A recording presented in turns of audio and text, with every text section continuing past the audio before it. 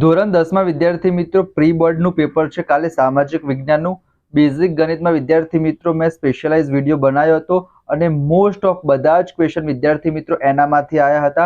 ઘણા બધા વિદ્યાર્થીઓ કોમેન્ટ કરી કે સર અમારે 70 કરતાં વધારે માર્ક્સ આવશે, 75 કરતાં વધારે માર્ક્સ આવશે. તો કાલે વિદ્યાર્થી મિત્રો સામાજિક વિજ્ઞાનનું પેપર છે. ઓલરેડી એક વિડીયો મેં અપલોડ કરી દીધો છે, એ પણ તમે જોઈ લેજો આ વિડીયોને જોયા પછી. આજે વિદ્યાર્થી મિત્રો વિભાગ બી, સી અને ડી માં કયા મોસ્ટ ઇમ્પોર્ટન્ટ ક્વેશ્ચન તમારી પરીક્ષામાં પૂછાવાના છે કાલે એ આપણે જોઈએ છીએ. વિભાગ ડી એમાંથી તમારે 6 માંથી 4 પ્રશ્નો લખવાના છે. 47 થી 53 અને 54માં નંબરનો પ્રશ્ન નકશો ફરજિયાત હશે વિદ્યાર્થી મિત્રો. તો અહીંયા તમે જોઈ શકો છો, સ્ક્રીનશોટ તમે લઈ લેજો વિદ્યાર્થી મિત્રો. તાજમહેલની મુખ્ય વિશેષતાઓ જણાવો. ઘઉંનો પાક. ભાવ વૃદ્ધિના કયા કયા કારણો જવાબદાર છે એની ટૂંકમાં ચર્ચા કરો. એના પછી ગરીબી અને બેરોજગારીમાંથી તમને પૂછાઈ શકે છે ગરીબી નિવારણ કાર્યક્રમ અન્વયે કૃષિ ક્ષેત્રે થયેલા કાર્યક્રમો અને યોજનાઓની વિસ્તારપૂર્વક માહિતી આપો. ગ્રાહકોના અધિકાર વિશે વિસ્તૃત માહિતી આપો. બાળકોના મફત અને ફરજિયાત શિક્ષણના અધિકારની મુખ્ય જોગવાઈઓ સમજાવો. અહીંયા વિદ્યાર્થી મિત્રો બાળકો વાળો, એના પછી વિદ્યાર્થી મિત્રો મહિલા અનામત વાળો આ ક્વેશ્ચન તમારી પરીક્ષામાં પૂછાઈ જાય. દિવ્યાંગ વાળા, વિકલાંગ વાળા અથવા તો જે વૃદ્ધ અવસ્થા વાળા ક્વેશ્ચન છે વિદ્યાર્થી મિત્રો તમારી પરીક્ષામાં પૂછાય જ છે. એના પછી ભારતે વિજ્ઞાન ક્ષેત્રે આપેલો વારસો જણાવો. અને તમે અહીંયા નકશો જોઈ શકો છો વિદ્યાર્થી મિત્રો. રાતી જમીન, નાગાર્જુન સાગર યોજના, એક યોજના પૂછાશે વિદ્યાર્થી મિત્રો, એ કરી દેજો. એક જમીન વાળો પૂછાઈ શકે છે, એક રાષ્ટ્રીય જળમાર્ગ વાળો અને ડાંગર ઉત્પન્ન કરતો પ્રદેશ, એ લોકો અગાઉ ઉત્પન્ન કરતો પ્રદેશ પણ તમારી પરીક્ષામાં પૂછી શકે. એના સિવાય વિદ્યાર્થી મિત્રો દિલ્હીનો લાલ કિલ્લો છે, આગ્રાના કિલ્લા વિશે નોંધ લખો.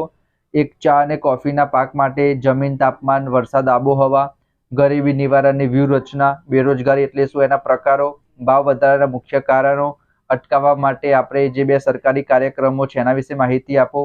મેં તમને હમણાં જ કીધું હતું બાળ મજૂરી એટલે શું, એના કારણો, બાળ મજૂરી અટકાવવાના ઉપાયો, એ પૂછાઈ જાય વિદ્યાર્થી મિત્રો.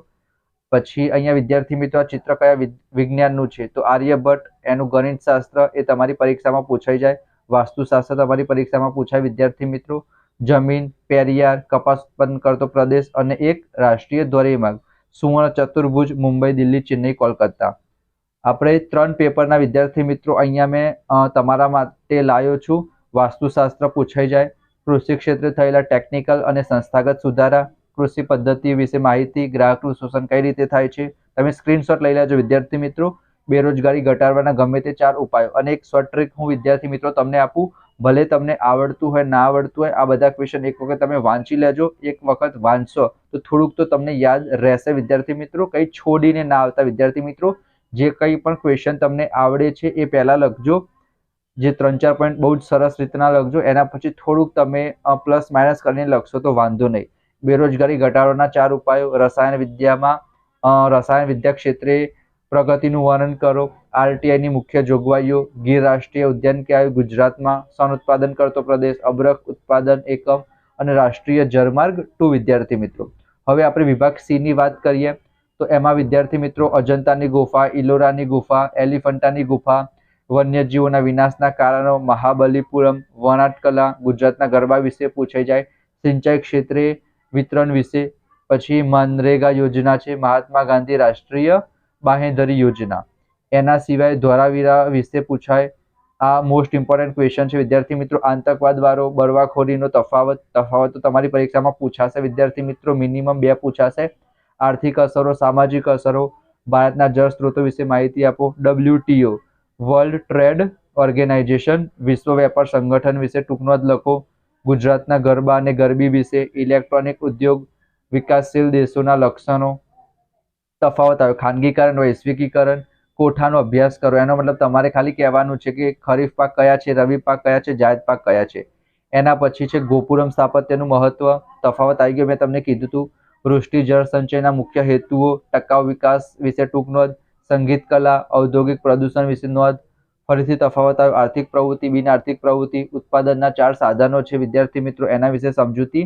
અને જુવાર, બાજરી, મકાઈ વિશે સવિસ્તર સમજાવવાનું છે. 2-2 પોઈન્ટ તમે લખો તો પણ ચાલે. વિભાગ બી માં વિદ્યાર્થી મિત્રો પ્રાકૃતિક વારસો ગુજરાતનો.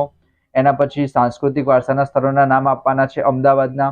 ISI એની સમજ આપવાની છે. એગ માર્ક, વૂલ માર્ક ઊન માટે વપરાય. એગ માર્ક ખેત પેદાશો માટે વપરાશે. જમીન ધોવાણ એટલે શું, એને અટકાવવાના ઉપાયો, વલ્લભી વિદ્યાપીઠ વિશે માહિતી આપું, ચૂનાના પથ્થરના ઉપયોગો, જંગલોના પ્રકાર, નક્સલવાદી આંદોલન વિશે તમારી પરીક્ષામાં પૂછાઈ જાય, વાસ્તુશાસ્ત્રના પ્રણેતાઓના નામ અને કઈ બાબતોનો સમાવેશ થાય છે, પ્રાકૃતિક વારસો કોને કહેવાય, સાંસ્કૃતિક વારસો કોને કહેવાય, વડોદરામાં આવેલું સંગ્રહાલય, પાટણમાં આવેલું સંગ્રહાલય, કાળી જમીન, રાતી જમીન વિશે પૂછાઈ જાય, ગુજરાતમાં આવેલા બંદરોના નામ, ખનિજ આધારિત અને કૃષિ આધારિત ઉદ્યોગોની યાદી બનાવો.